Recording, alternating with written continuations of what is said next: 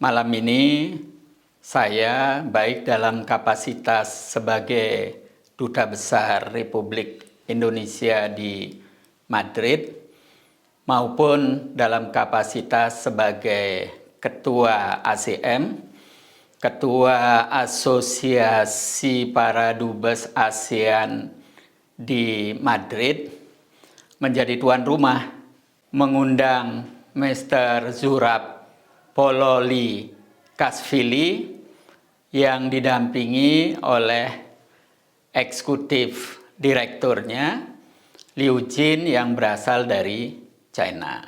Hadir juga 5 duta besar negara-negara ASEAN dan mereka sangat bergembira sekali karena bisa bertemu dengan orang nomor 1 di UN Tourism untuk membicarakan bagaimana memajukan destinasi wisata kita di negara masing-masing.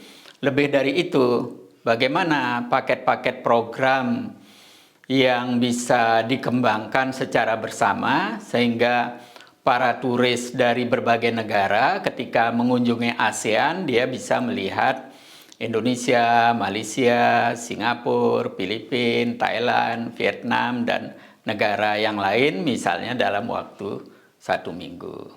Lebih dari itu, Mr. Zurab juga menjelaskan banyak sekali program UN Tourism yang sampai saat ini belum dimanfaatkan secara maksimal.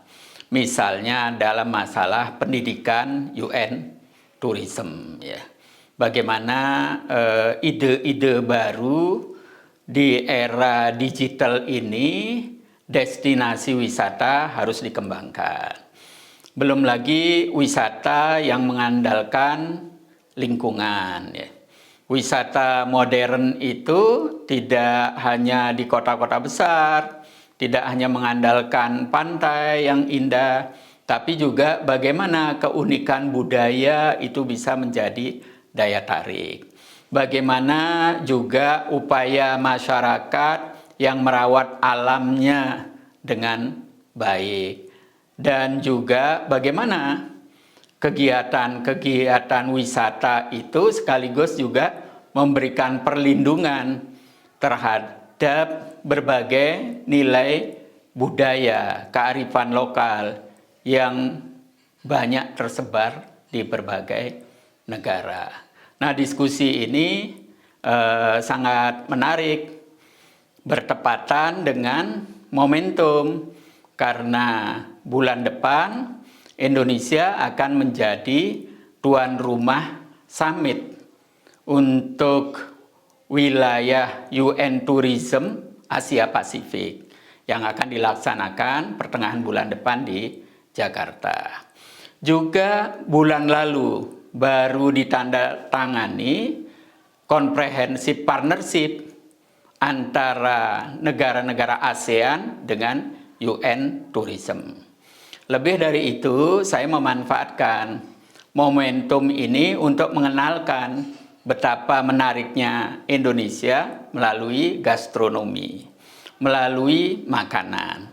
Karena itu, saya membuatkan khusus sop buntut, ya, yang di orang Spanyol mengenalnya dengan oxtail soup. Saya tambahkan Indonesian oxtail soup. Wah, saya cek semuanya senang sekali. Ya. Bahkan saya promosikan kalau di Indonesia itu menjamu tamu yang paling istimewa, caranya adalah buffet.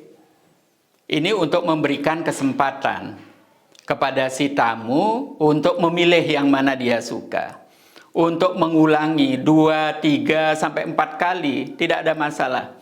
Karena bagi tuan rumah, semakin banyak makanan yang dinikmati oleh sang tamu, atau semakin banyak mereka mengulangi, nambah tanduk, itu berarti makanannya disukai dan tuan rumah akan senang sekali. Sehingga ada yang ngambil sop buntut sampai 2, 3 kali.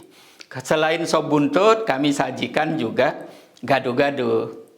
Saya menyebutnya mixed vegetable with peanut sauce.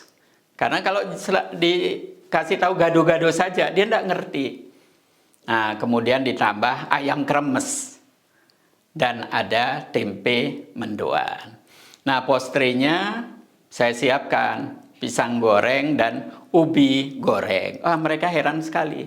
Wah, kok enak sekali. Bagaimana cara bikinnya? Nah, di sini kita berusaha menjelaskan. Saya bilang ini baru sebagian kecil kekayaan gastronomi Indonesia. Kita punya banyak sekali. Setiap daerah punya uniqueness, punya makanan unggulan yang menarik untuk dikembangkan.